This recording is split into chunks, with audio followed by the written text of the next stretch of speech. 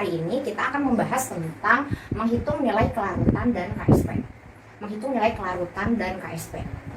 Untuk membahas nilai kelarutan, coba Ibu mau mereview dulu. Kalian masih ingat nggak apa pengertian dari zat terlarut dan pelarut? Nah, apa bedanya yo? Kalau misal nih ada gula dan ada air, mana yang termasuk zat terlarut? Yang termasuk zat terlarut itu adalah partikel gula.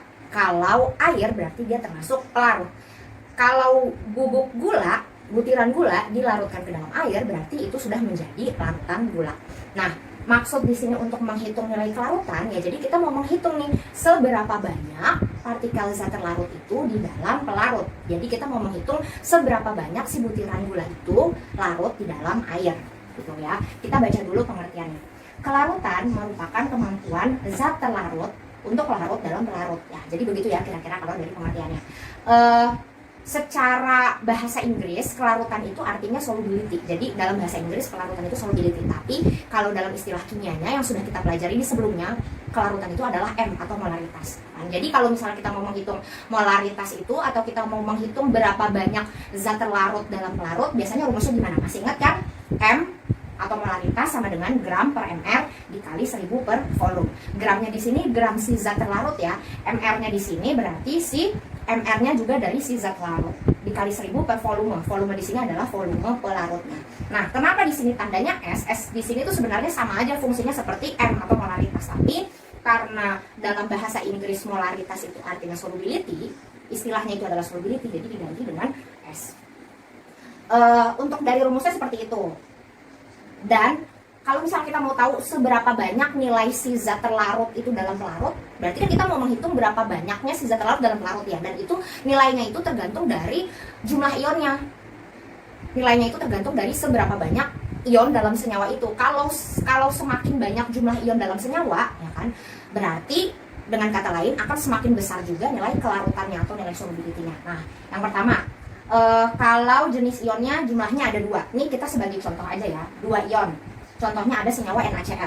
Kalau terurai berarti gimana? Ada Na+ dan Cl-. Nah, si Na+ sama Cl- ini mereka itu punya nilai molaritas atau nilai solubility-nya masing-masing gitu. Sehingga nanti kan bisa ditemukan. Kalian masih ingat kan pelajaran yang materi asam dan basa? Misalkan ada larutan asam, konsentrasinya atau molaritasnya 0,2 m. Ada larutan basa, nilai konsentrasinya 0,1 m. Nah, M itu molaritas itu, solubility-nya itu mula-mulanya tuh asalnya dari sini. Jadi si Na itu punya nilai solubility-nya sendiri dan nilai Cl juga punya nilai solubility-nya sendiri. Kita masukin KSP, sedangkan KSP itu apa? KSP itu adalah hasil kali kelarutan. Jadi masing-masing si unsur ini punya nilai solubility atau punya nilai kelarutan. Kalau ditanya berapakah KSP-nya atau berapakah nilai hasil kali kelarutannya, berarti tinggal dikali saja. Si Na punya nilai S, masukin nilainya. Si Cl juga punya nilai S, masukin nilainya. Berapakah nilai hasil kalinya? Berarti kan tinggal dikali S dikali S. S di sini pangkat 1, S di sini juga pangkat 1. Pangkat kalau dalam perkalian berarti kan bagaimana? Ditambah. Berarti jadinya S pangkat 2. Nah, sekarang untuk yang jenis ion yang kedua. Nah, untuk yang ini jumlah ionnya ada 3. Kita ambil contoh senyawanya MgOH2. Masih ingat kan ya kalian bagaimana cara menguraikan suatu senyawa? MgOH2. Berarti bagaimana harus diuraikan dulu? Mg dan OH. Nah, ada angka 2 di sini. 2 nempel sama siapa? 2 nempel sama si OH. Berarti menjadi jumlahnya OH. Nah, selain dia nempel kepada OH dan menjadi jumlahnya si OH, dia menjadi muatannya siapa? Menjadi muatannya si Mg. Berarti senyawanya menjadi Mg2+ dan 2 OH-. Nah, masing-masing dari si senyawa ini mereka punya solubility. Karena di sini koefisiennya 1, makanya ditulis dari awal deh. Karena di sini dia koefisiennya 1, makanya kita tulis S. Karena si OH- ini koefisiennya 2, makanya ditulis 2S. Nah, dah, langkah selanjutnya. Kalau pertanyaannya berapakah nilai KSP-nya, berapakah nilai hasil kali kelarutannya, ya sudah, berarti kita tulis lagi dari yang sudah dijabarkan. Berarti bagaimana? Mg2+ dikali OH- pangkat 2. Kenapa dikali OH- pangkat 2? Kenapa angka 2 di sini dijadikan pangkat? Karena pengertian dari KSP itu adalah hasil kali kelarutan. Pengertian dari KSP begitu. KSP adalah hasil kali kelarutan, di mana koefisiennya itu dijadikan pangkat. Gitu. Jadi kita masukin nilai S-nya, ya kan? Tapi karena di sini dia keadaannya setimbang atau keadaannya bolak-balik, reaksi itu terus berlangsung tanpa berhenti. Walaupun angka 2 ini, koefisien ini sudah kita jadikan sebagai pangkat, tetap kita masukin nilai 2-nya. Ya kan? Jadi apa ya? Walaupun keadaannya dia sudah seperti ini, tapi kan otomatis dia akan bisa kembali lagi menjadi si produk ini. Ini kan sudah diuraikan, bisa kembali lagi menjadi produk. Ini adalah reaksi setimbang. Jadi ketika sudah kita memasukkan angka koefisien ini menjadi pangkat, tapi tetap kita gunakan sebagai perkalian. Nah, S, tulis S, 2 pangkat 2 berapa? 4. S pangkat 2 berapa? S pangkat 2. Berarti gimana? 2 pangkat 2, 4. S pangkat 2, S pangkat 2 dikali S pangkat 1. Berarti makanya jadi menjadi 4S pangkat 3. Nah, sekarang untuk yang jenis ionnya ada 4. Ya kan? Nih ya, kalau yang jenis ionnya ada 3 tuh berarti begini. Yang 1, 2. Muatan plusnya ada 2. Muatan negatifnya ada 1. Berarti jumlah ionnya berapa? 3. Balik lagi deh yang kesini. Ini jenis ionnya jumlahnya ada berapa? 2. Yang positif jumlahnya 1. Yang negatif jumlahnya juga 1. Berarti jumlah ionnya ada berapa? 2. Nah, sekarang yang jumlah ionnya ada 4. Kita ambil contoh pakai senyawa AlOH3. Kalau terurai berarti gimana? Al, ya kan, 3 plus ditambah 3 OH min. Si Al punya solubility-nya. Si OH min juga punya nilai solubility, tapi karena dia koefisiennya 3, makanya dimasukkan nilainya 3. Jadinya 3S. Berapakah hasil nilai KSP-nya? Berarti tinggal dimasukkan saja. Ya kan? Jadi S di sini untuk Al. Nah, karena di sini dia reaksinya setimbang bolak-balik, makanya walaupun angka 3 ini, koefisien ini sudah kita gunakan sebagai pangkat, tapi tetap kita masukkan di sini untuk hasil perkalian. Begitu. Nah, 3 pangkat 3 berapa? 27. S pangkat 3 berapa? S pangkat 3 dikali S pangkat 4. Makanya menjadi 27 dikali S pangkat 4. Terakhir, bagaimana untuk yang senyawa kalau jumlah ionnya itu ada 5? Sama juga ya caranya itu dengan jumlah-jumlah ion yang lain. Nah, kita ambil contoh senyawanya si Al2SO43 ya. Berarti kita gimana nih? Kita kan uraikan dulu. Ada senyawa Al dan ada senyawa SO4, ya kan? Angka 3 ini nempel sama siapa? Nempel sama SO4. Berarti menjadi jumlahnya SO4. Tapi selain dia menjadi jumlahnya si SO4, tapi dia juga menjadi muatannya si Al. Makanya di sini Al muatannya 13. Pokoknya yang sebelah kiri itu muatannya harus positif, sebelah kanan itu muatannya harus negatif. Nah, sekarang ada angka 2 nempel di Al. Jadinya bagaimana? Ya sudah, berarti 2 ini menjadi jumlahnya si Al. Oke, kita taruh 2-nya di sini. Tapi selain dia menjadi jumlahnya si Al, dia juga menjadi muatannya seberangnya. Muatannya siapa? Muatannya si SO4. Makanya taruh di sini 2. SO4 pangkat 2. Sebelah kiri muatannya selalu plus, sebelah kanan muatannya selalu negatif. Jadi 2Al3 plus 3SO4 2 min. Berapa jumlah ionnya? Di sini ada 3. Di sini ada 2, maka jumlahnya ada 5 ion. Di sini koefisiennya 2, masukin nilai solubility-nya berarti 2 dikali S. Di sini koefisiennya 3, berarti 3 dikali S. Masukkan nilainya. 2 pangkat 2 itu 4, 3 pangkat 3 itu 27, kalau dikali berarti jadinya 108 S pangkat 5. Nah, jadi terbukti ya kalau si Al2SO43 ini jumlah ionnya ada 5. Si Al punya ion 3 plus, SO4-nya punya ion 2 min. 3 dan 2 berarti 5. Nah, sekarang kita masuk ke contoh soalnya ya. Kita baca contoh soalnya sama-sama. Dalam 1 liter dapat larut 0,78 gram CaF2. Sorry, ini dalam 1 liter air ya maksudnya. Dalam 1 liter air dapat larut 0,78 gram CaF2. Berapa nilai hasil kali kelarutan atau KSP-nya?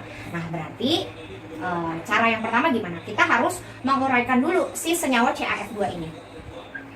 CaF2. Kalau terurai berarti jadinya gimana? Ada Ca dan F, ditulis dulu. Ada Ca dan F. Ada angka 2 nempel di F nih. Berarti menjadi jumlahnya si F. Oke, kita tulis di sini. Ya kan? Selain dia menjadi jumlahnya si F, dia juga menjadi muatannya si Ca. Ya, berarti di sini Ca2 plus. Ya kan? Nah, sekarang si Ca jumlahnya ada berapa nih di sini? 1. Berarti otomatis karena si Ca jumlahnya 1, berarti muatan si F-nya menjadi min 1 gitu. Nah, sekarang kita buat dulu. Karena kita sudah menguraikan si CaF2 ini, berarti kita tentuin juga nilai solubility-nya untuk tahu berapakah hasil kali kelarutannya. Nah, si Ca koefisiennya berapa di sini? 1. Berarti tulislah solubility-nya 1, ya kan? Ini muatan ya, maksudnya 2 plus itu, ya kan? Nah, terus lagi Si F koefisiennya ada berapa? 2. Berarti dia punya nilai solubility-nya 2. 2 dikali S gitu. Sekarang kita tulis nilai KSP CaF2 sama dengan hasil kali ya. Berarti kan Ca2 plus dikali F min pangkat 2 gitu kira-kira. Nah, masukin nilainya. Si Ca punya nilai solubility, punya nilai S. Si F angka 2-nya sudah kita jadikan pangkat, tapi tetap kita masukkan nilai 2-nya. Berarti 2S pangkat 2. Ya kan? Berarti jadinya gimana? 2 pangkat 2, 4. S pangkat 2, S pangkat 2 dikali S pangkat 1. Berarti menjadi 4S pangkat 3. Nah, sudah, kita udah dapet nih. Ternyata nilainya itu 4S pangkat 3. Tapi kan itu belum selesai. Berarti kita hitung dulu. Berapa sih nilai S-nya? Nilai solubility-nya? Nilai kelarutan dia?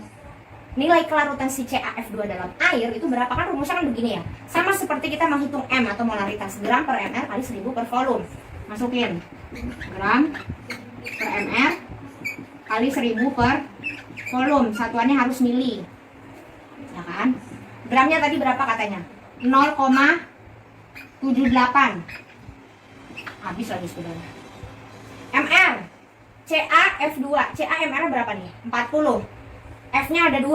Berarti kan 19 dikali 2. 19 dikali 2 38. 38 ditambah 40 78. Berarti kan per 78. Dikali 1000 per volume.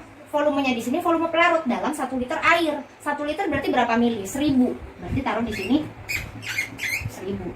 Ya sudah, 1000 dibagi 1000 habis. 0,78 dibagi 78 berapa? 0,01 atau 1 kali 10 pangkat min 2. Nah, kita ulangin lagi ya, karena tadi spidolnya habis. Gimana jadinya? 0,78 per 78 dikali 1000 per 1000. 0,78 dibagi 78. Hasilnya berapa? 0,01. 1000 dibagi 1000 habis. Jadi kan bisa kita coret. 0,78 dibagi 78 0,01. Berarti sama aja seperti 1 kali 10 pangkat min 2. Karena kita sudah dapat nilai S-nya 1 kali 10 pangkat min 2, ya udah kita masukin nih di sini. Berarti kan tadi kan nilai KSP kita dapat 4S pangkat 3. Berarti kita masukin nilai S-nya. Berarti gimana? 4 S-nya masukin ya, nilainya 1 kali 10 pangkat min 2 pangkat 3 gitu. Nah, pangkat 2 kalau di apa ya? Kuadrat 3 berarti gimana tuh? Jadi dikali di sini. Minus 2 pangkat 3 berarti gimana? Menjadi pangkat 6. Berarti kan sama aja 4 dikali 1 kali 10 pangkat min 6. Gitu kan? Nah, ya sudah, berarti 4 dikali 1 kali 10 pangkat min 6 sama dengan 4 dikali 10 pangkat min 6. Itu ya. Gitu aja deh. Cukup sekian pertemuan pertama e-learning kimia hari ini. Mudah-mudahan bermanfaat ya. Gitu aja kali ya. Wassalamualaikum warahmatullahi wabarakatuh.